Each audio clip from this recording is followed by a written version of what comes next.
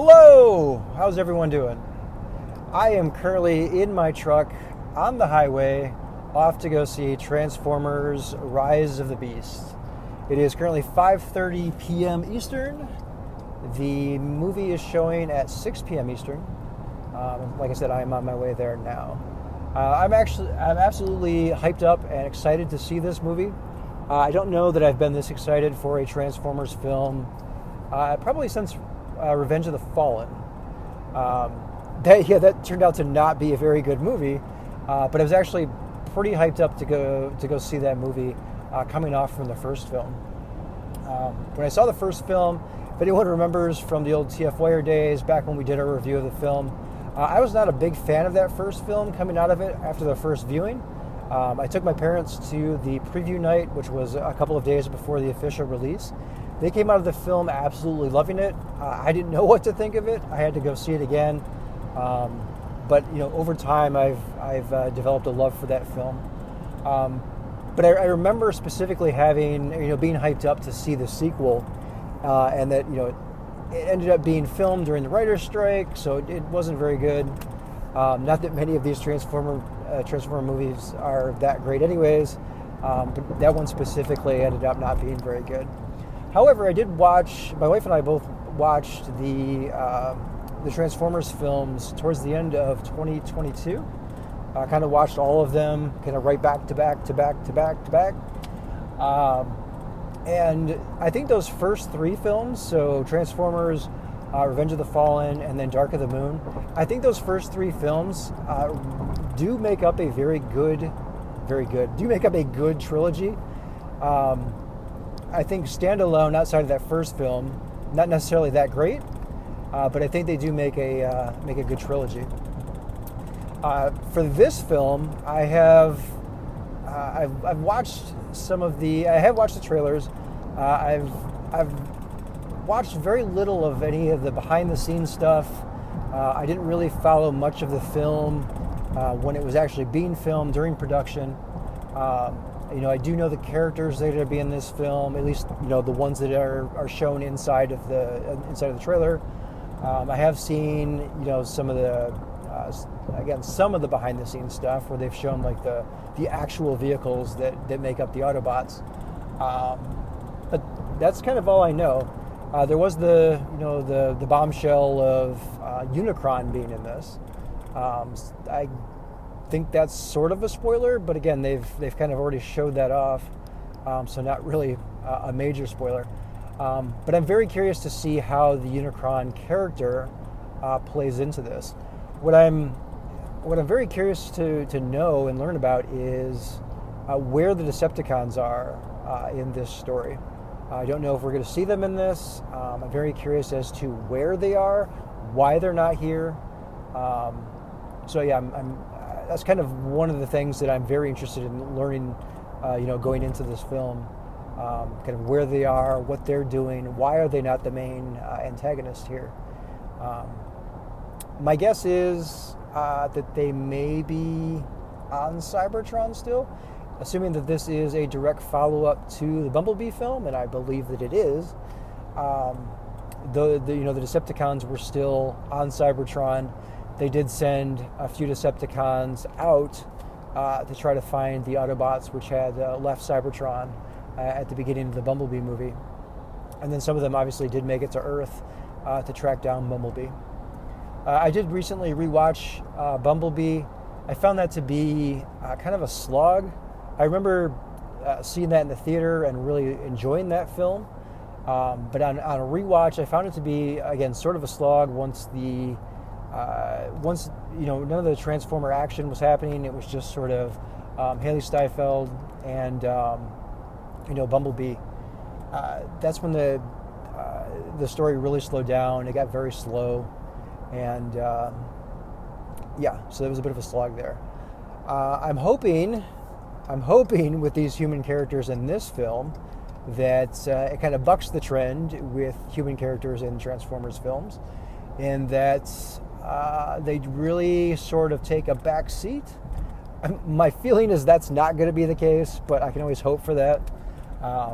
With these, for whatever reason, with these Transformer films, The writers, the director, always feel like they have to include these human characters for the audience to, I guess, relate to.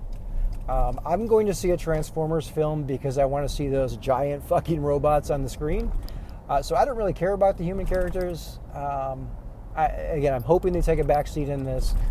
My fear is that they won't. But we'll have to see how it plays out. I am also very curious to see how the Maximals play out on the screen in motion. I have seen them in the trailer, but I'm curious to see how they actually play out, in the course of the film. Does it? I guess I want to know how these animal characters, right, their alternate modes, their beast modes, how they make sense in this world. Have they been on Earth all this time? Where did they come from? Why are we just now learning about them? If they have been on Earth all this time, right? Why are we just now finding out about them? Where have they been? Why have they been in hiding? Hoping to learn all of that in this film, but we'll see. And then, with Unicron, I'm very curious to know if this is building towards some sort of bigger, grander story.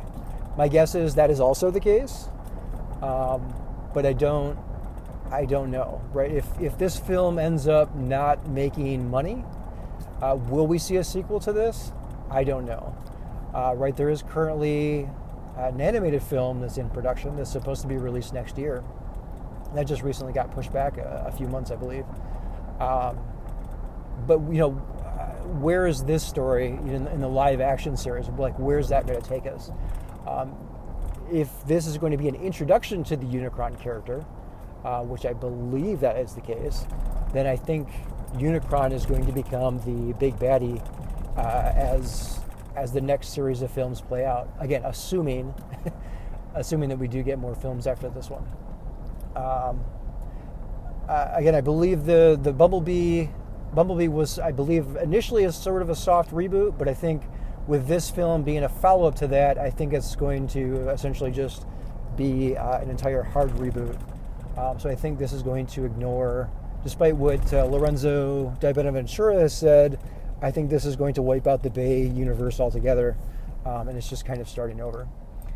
It would have to, with Unicron being in this, right? Because we saw Unicron in the last Bay movie. It was revealed that Earth was actually Unicron, which made absolutely no sense. But in this, he is a character. He is a robotic character that we've seen in the trailer. I don't know how it couldn't be a total wipeout of the Bayverse.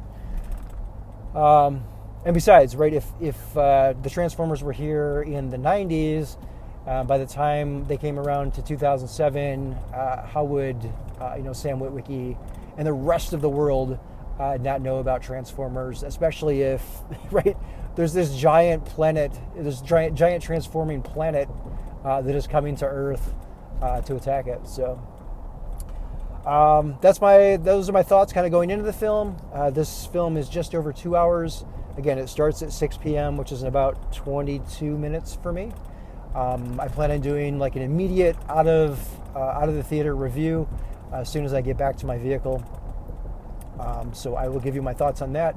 But I do plan on providing a review that is a bit more thought out after I have had some time to think about it, sit on the story a little bit, and kind of really decide what I think about the film.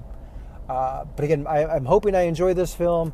I am hyped up to see it, way more so than I have been for the last couple of Bay films. So I really want to see how this plays out. And again, I'm very excited. I am now in the movie theater parking lot. I am pulling up to my parking space here. I've already got my ticket, ordered that online.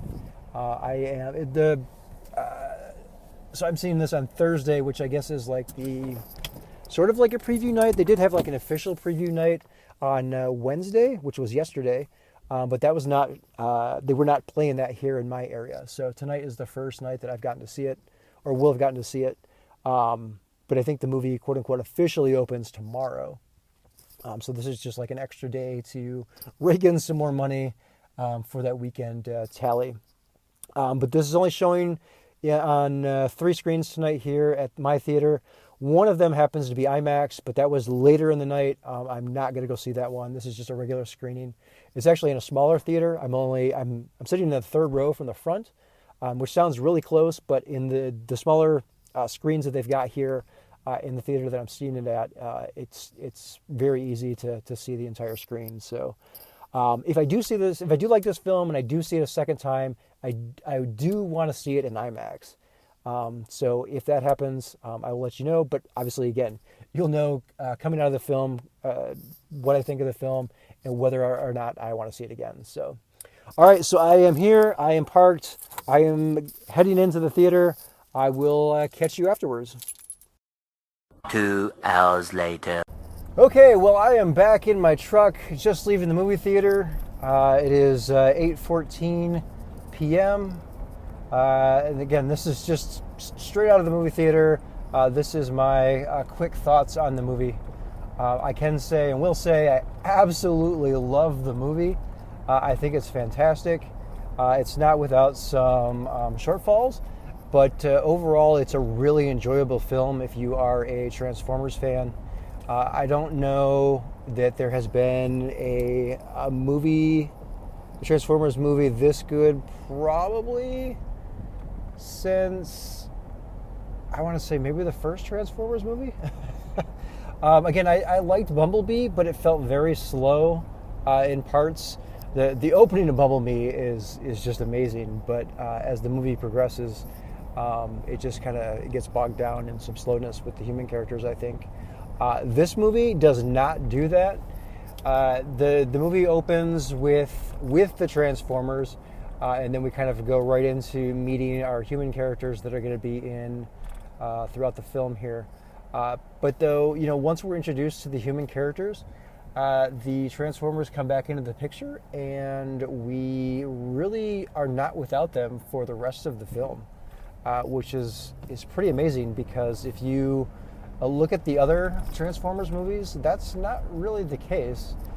There are large swaths of those films where it's just, human character after human character. And we get a lot of Transformers in this movie. I'm going to talk about a few spoilers here, so if you don't want to listen to those, you can jump off and not listen to any more here. But I'm going to talk about a few things here. So one of the things I'm a little disappointed by is the Maximals, or what I should say is the lack thereof. We do see them right at the beginning, and we don't see them again until about an hour or so into the film. And once we do see them, we don't actually see the robot modes until the very end. And we don't really get any good looks at the robot modes, to be honest with you. When they do transform into robot mode, it's like, right, the whole thing is the final fight, final action scene. So they're all moving quickly, they're never standing still, and it's very hard to kind of take in the robot mode. Really, the only robot mode that we do get a really good look at is Optimus Primal, and that's only because when he does transform into robot mode, it happens to be in sort of a slow motion scene. So you do get a good look at that. And to be honest with you, I don't like many of the Transformer toys that come out now. But if they release a studio version of that figure, again, I haven't been keeping up on the Transformers figures, so maybe there's already one in development. Maybe they've already previewed that. I haven't seen it if they have. But if they are releasing a studio series figure of that character, I'm absolutely going to buy that toy because the robot mode looks fantastic.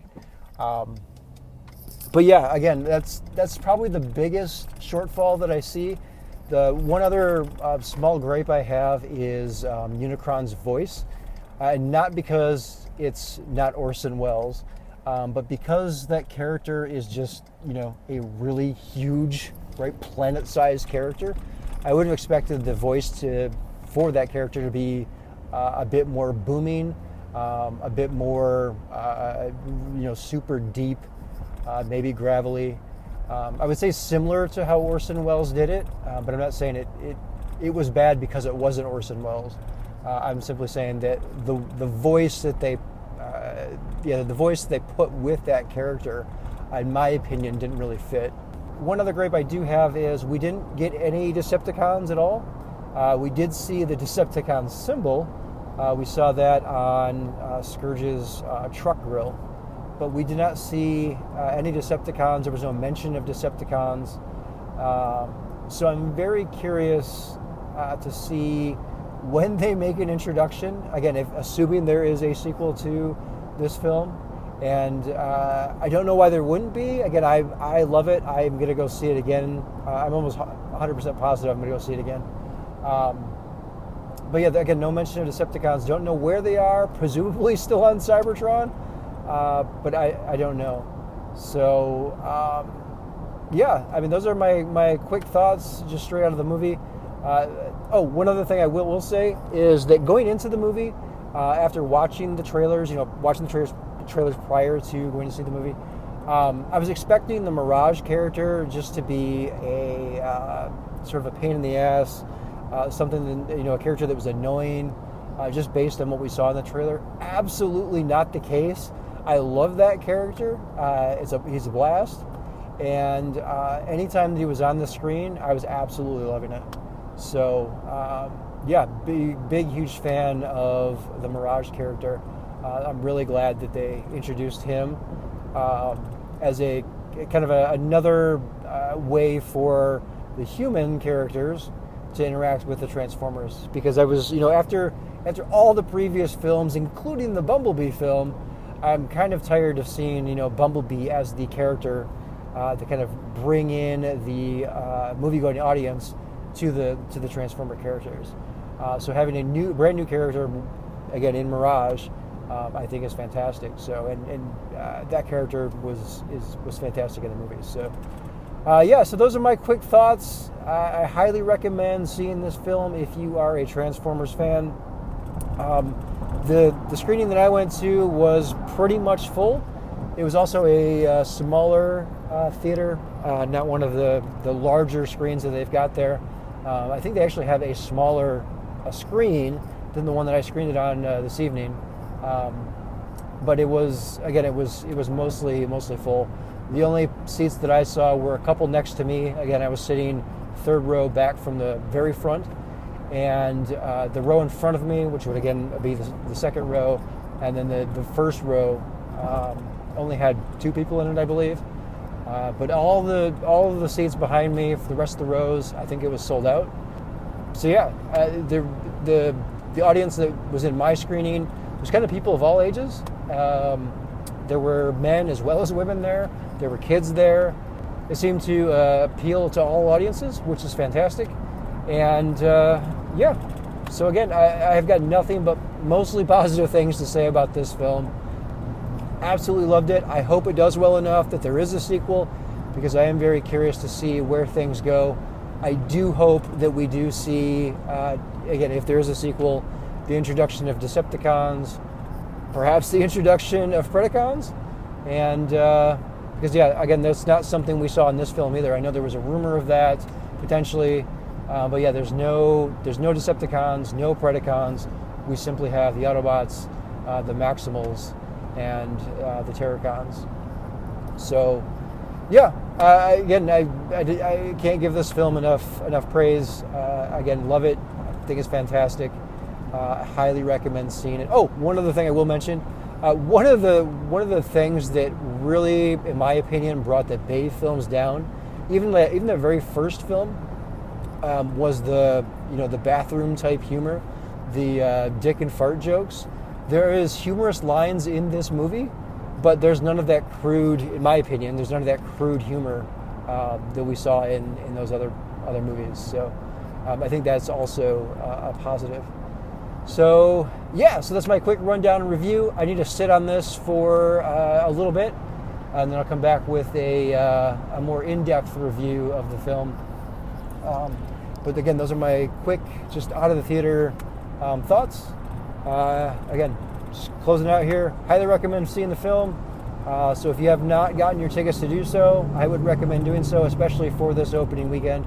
I think if this movie does well, I really hope we see a sequel. So, all right, so that's it for me. I am on the road heading home, so catch you later, and be sure to check out my more in-depth review once I get it going and up here on YouTube.